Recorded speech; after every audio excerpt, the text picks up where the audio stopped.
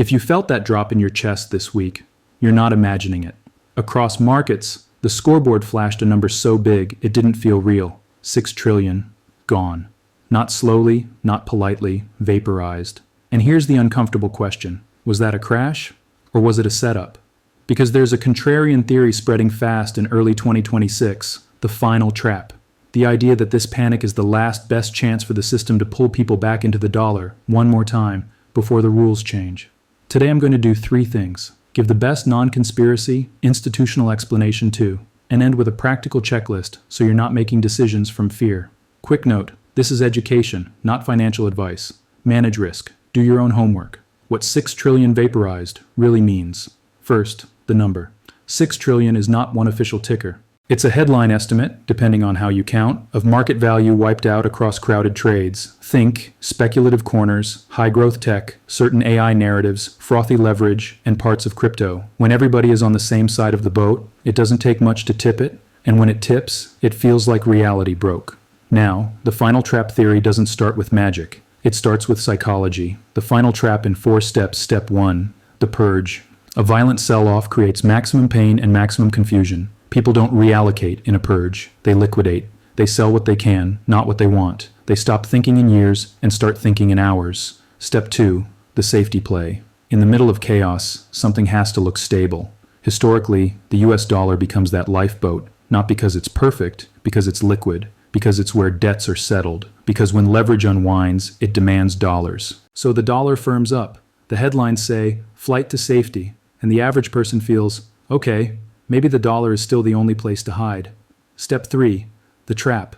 This is the critical claim. Once panic drives people out of assets and back into cash, the system has achieved the reset of positioning. Everyone is back in the same currency, back inside the same rails, back in the same banking pipe. Then, says the theory, comes the second move. Policy shifts, liquidity games, and the slow devaluation that doesn't look like a collapse at first. It looks like normalization. It looks like support. It looks like stability. Until prices tell the truth. Step 4, the result. If you got forced into cash at the worst moment, and the cash then loses purchasing power, you don't just lose returns, you lose options. That's the emotional punch of the final trap story. First, they shook you out of assets, then they trapped you in the unit of account.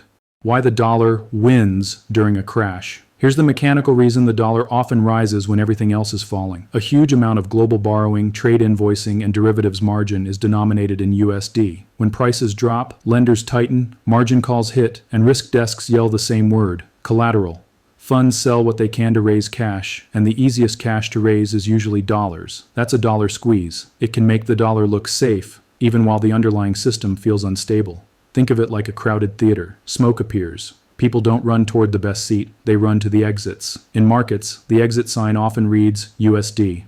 Why the number matters to believers. People pushing this theory point at 2 big ideas. 1, the AI air pocket. They argue trillions went into build-outs, chips, data centers, and capacity that still needs time to earn its keep. If growth expectations outrun real cash flows, the gap eventually closes.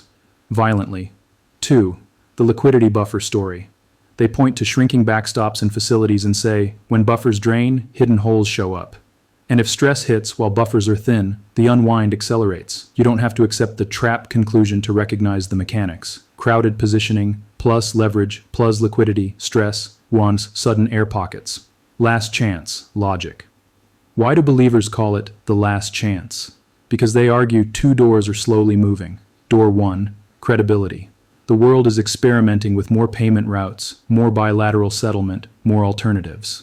Not a single switch overnight, more like a gradual erosion of monopoly behavior. If trust becomes optional, the system must defend demand. Door 2, exits. Access to hard assets and peer-to-peer rails has never been easier. So the theory says the system needs one more fear event to make people self-censor.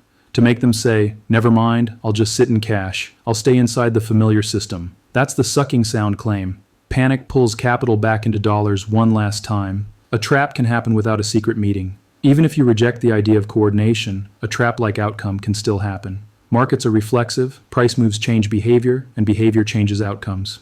A crash forces selling. Selling increases demand for cash. Cash demand strengthens the dollar. A stronger dollar tightens global conditions, which pressures more assets. Then, when conditions get too tight, policymakers respond with support. Liquidity tools, emergency facilities, calmer messaging. That support can stop the bleeding in markets while also expanding the amount of currency units in the system over time. So you can get the sequence people describe as a trap without any villain speech. Panic, dollar squeeze, relief, long-run purchasing power leak. The institutional, non-trap explanation. Now let's be fair. Many professionals would call this a cyclical correction, not a plot. Their argument sounds like this. The dollar is strong because for now, it's still the deepest pool. When global growth wobbles, capital prefers liquidity and yield stability. And compared with other regions, debt dynamics, growth risks, policy uncertainty risk, U.S. assets can look like the least messy option. So the dollar strengthens not because people are tricked, but because choices are limited. Also, markets don't need a mastermind. They have incentives. Funds chase performance. Narratives get overowned. Leverage builds. Then the unwind creates the same movie every cycle. So here's the honest takeaway. Either view can describe the same price action. One calls it coordination. One calls it crowd behavior. Your job is not to pick a religion. Your job is to avoid getting emotionally cornered. Remember, panic is a tax. Patience is a weapon. Breathe. How to not get trapped. Here's the practical checklist I use when vaporized headlines hit. Separate liquidity from safety. Something can be easy to sell and still lose purchasing power over time. Watch what strengthens first. In real panics, dollars spike because debts get repaid. That doesn't automatically mean long-term strong. Track the spread between paper prices and real-world availability. If an asset is supposedly collapsing, but physical premiums, delivery times, or shortages tighten, that's a signal worth noting. Don't make all-or-nothing moves on one day of emotion. Panic decisions are almost always binary. Sell everything, or buy everything. Professionals scale. They ladder. They stage entries and exits. Ask one question that cuts through narratives. What would have to happen for the next 12 months to prove this story wrong? If there is no falsifier, you're not analyzing. You're believing. The signal dashboard, so you don't guess. If you're trying to tell trap from cycle, watch signals, not slogans. Here are the 3 buckets. A. Funding stress, repo rates, swap spreads, sudden spikes in short-term funding, and banks paying up for dollar liquidity. B. Real-world pricing. Do gold and silver hold up even when the dollar rallies? Do physical premiums widen? Do delivery times stretch? C. Policy drift. Are we getting higher for longer talk while support quietly returns through facilities and balance sheet actions? If bucket A explodes, the dollar can spike fast.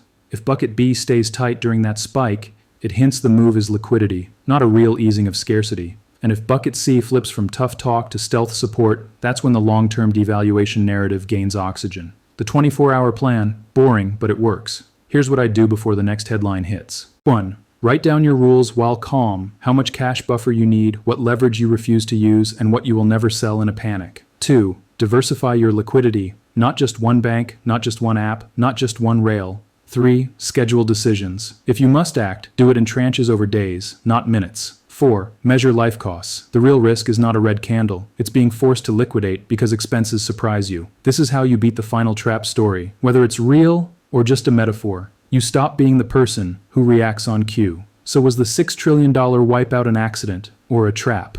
Maybe it's both in different layers. Crowds create the vulnerability. Systems and incentives exploit it. And the person who pays is the one who reacts last. If you want the next episode, I'll map the 2 timelines. A. Dollar spike, then devaluation. B. Dollar strength, then slow grind, and the specific signals that tell you which path we're on. Drop one word in the comments, trap or cycle. And if this helped you think clearly in the middle of the noise, subscribe, because the next move won't announce itself politely.